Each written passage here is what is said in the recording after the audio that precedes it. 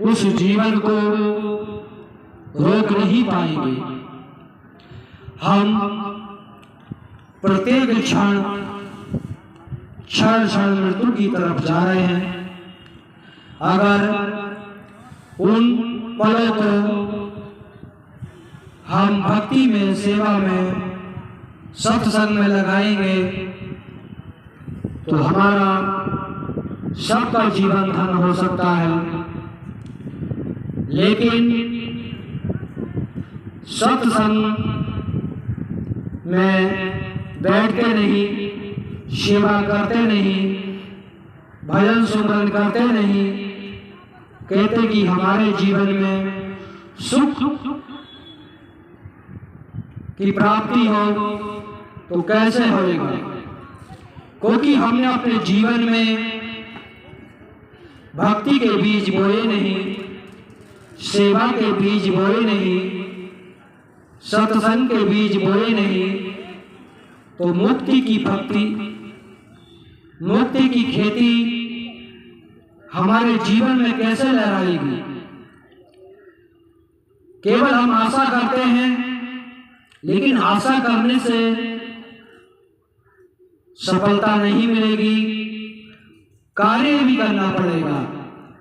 जब तक हम अपने जीवन में सत्य को नहीं जानेंगे, सत्य को नहीं पहचानेंगे और सत्य की खोज नहीं करेंगे, विकारों में फंसे रहेंगे, फालतू बातें सोचते रहेंगे, तो हमारा जीवन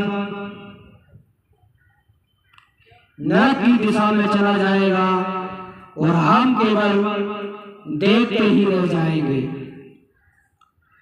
एक तो बाहरी नरक है और एक आदमी के अंदर भी नरक है।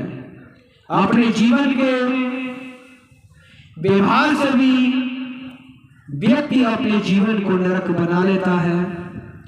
जो व्यक्ति जीते जी अपने जीवन को स्वर्ग नहीं बनाया, तो उस व्यक्ति को मरने के बाद स्वर्ग कहां से मिलेगा? क्योंकि वो व्यक्ति लालसा में जी रहा है, किसी के द्वारा कर्म कांड करा लेंगे और हमारी मुक्ति हो जाएगी। ये भ्रम है, वो भ्रम को तोड़ने ही सदगुरु कबीर साहब इस धरोधाम पर आते हैं। उसी को भ्रम को तोड़ने के लिए मगहर भी आए। वो कबीर साहब ने अपने जीवन में जितनी भ्रांति थी, पाखंडवाद था, सबका विरोध किया, वो सत्यता का मार्ग दिखाया।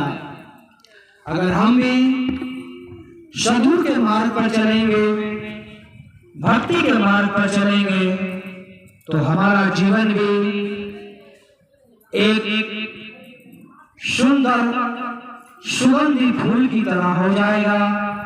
जो असली देसी गुलाब का फूल होता है, सूखने के बाद भी उसकी खुशबू खत्म नहीं होती। वो गुलाब के फूल से ही सैंड भी बनाया जाता है और उस सैंड 1 साल, 2 साल, 5 साल, 10 साल तक रखा रहता है, लेकिन उसकी सुगंध कभी खत्म नहीं होती।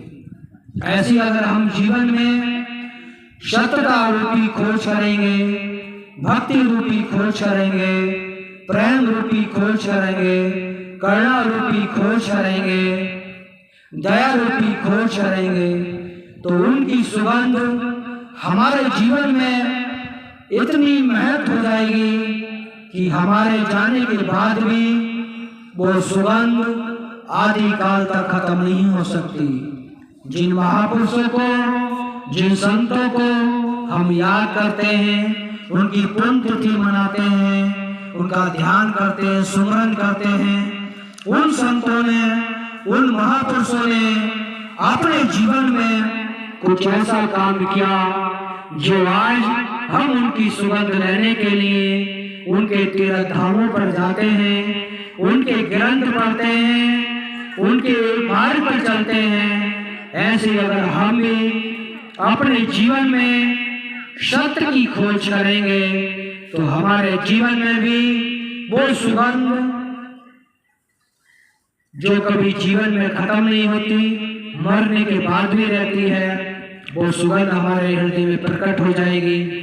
लेकिन कारण यह है कि हम दूसरी दिशा में काम करते हैं, सत्य को जानते नहीं, सत्य को मानते नहीं और बस अपने आप को बहुत बड़ा ज्ञानी समझ लेते हैं। यही हमारा दुख का कारण है।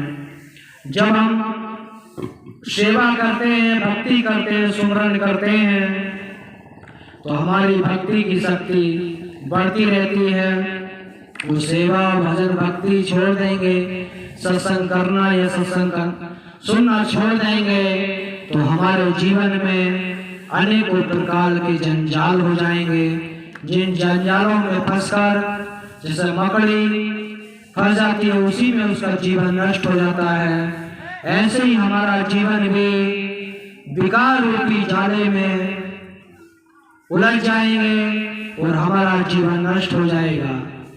अपने जीवन को सुलझाने के लिए सत्य की खोज करेंगे, जिसको सद्गुरु कबीर साहब कहते हैं, दीवानी तेरी चादर